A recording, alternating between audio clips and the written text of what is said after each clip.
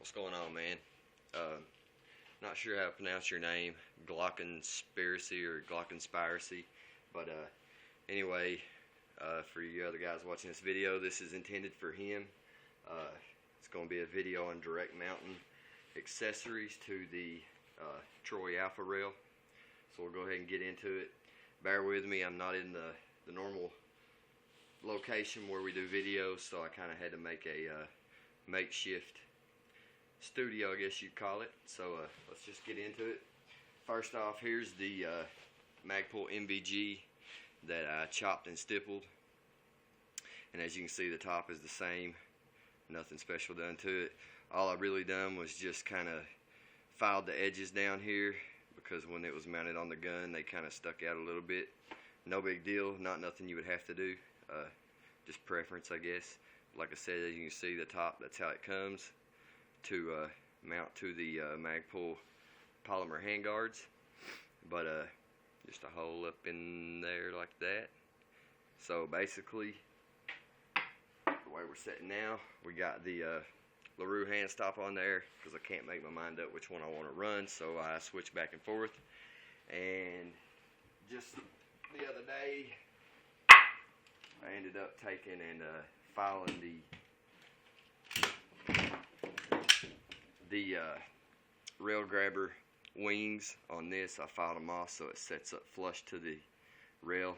As you can see, I still like it a little bit, got a little gap. Not a huge problem. Anyway, what we're going to do is we're going to remove this. You can see the screw there with a little washer. Can't really see the backing plate, but you'll see it here in a minute when I remove this.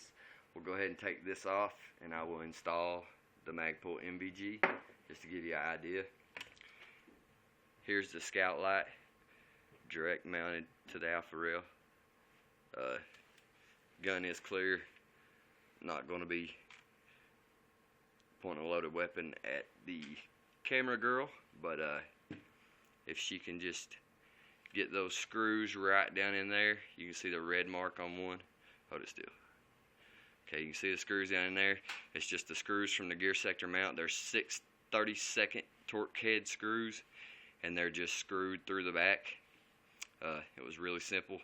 Of course, you have to do it with the rail off. Anyway, moving on. Let me remove this sling.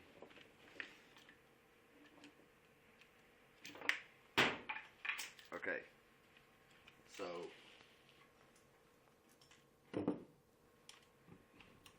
you was talking about you wasn't sure about mounting stuff to the regular Troy Alpha rail. It's got the holes instead of the slots, and just as long as you know your accessories such as this have one hole, and such as the larue handstop have one hole, shouldn't be a problem. Like I said, you'll see the back plate here in a minute. As for the scout, what I was saying about the legs lining up with your hose, I've actually seen guys do it with the standard Alpha rail like yours. So, like I said, as long as the holes in the bottom of the legs of the scout light line up, it should be fine. And we'll get to it here. So what I'm going to do is go ahead and start taking this off. Bear with me. Doing this from a phone, so can't edit, nothing like that.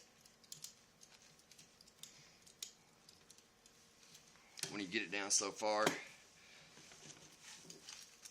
you probably will have to start pulling down on the accessory to get the back plate to loosen, but this one just came right off.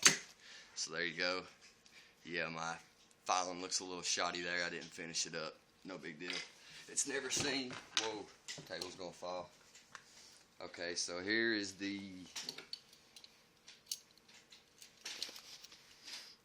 torque head screw, Allen head screw, whatever you want to call it, that came with the, not sure if it came with the MVG or if it came with the pick rail sections that came with the Alpha rail. Can't really remember. That's just it. Little washer I had in the parts bin. So what we're going to do is, first I'll show you the backing plate, if I can get it out. Since it's on video, you know it's going to be a bitch. There she is. Alright. Here's the backing plate, and as you can see, I let it bend to the contour of the alpha rail. Hardest part is getting it started. So you find your slot or your hose that you want it to go in. Run it in there. Get it lined up. I take my screw, slide it into the MVG. Really can't see here. This is the trickiest part, is getting it started. But once you get it started, well, if it don't cross thread, let's try that one more time.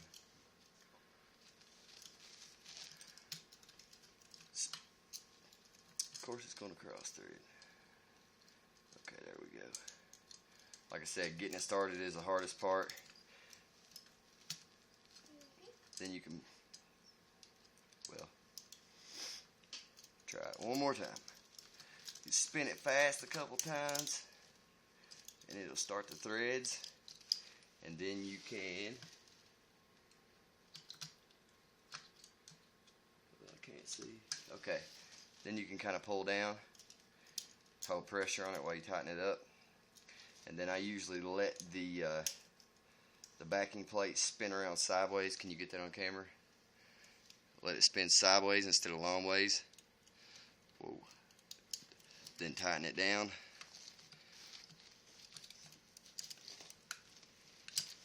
And there you go.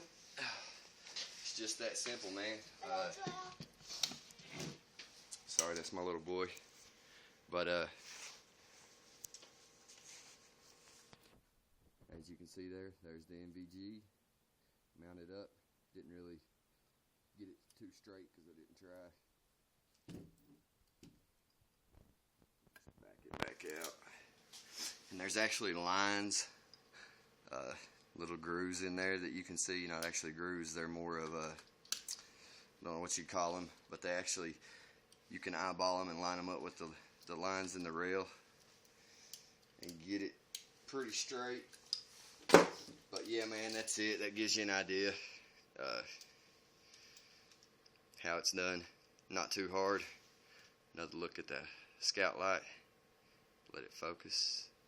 As you can see, it really don't set completely flush, but a man could file these little lips off. I've seen it done because the other side, it's kind of flat. If you can see it right there. They're flat. They don't look like this side because the way it mounts up to the factory mount.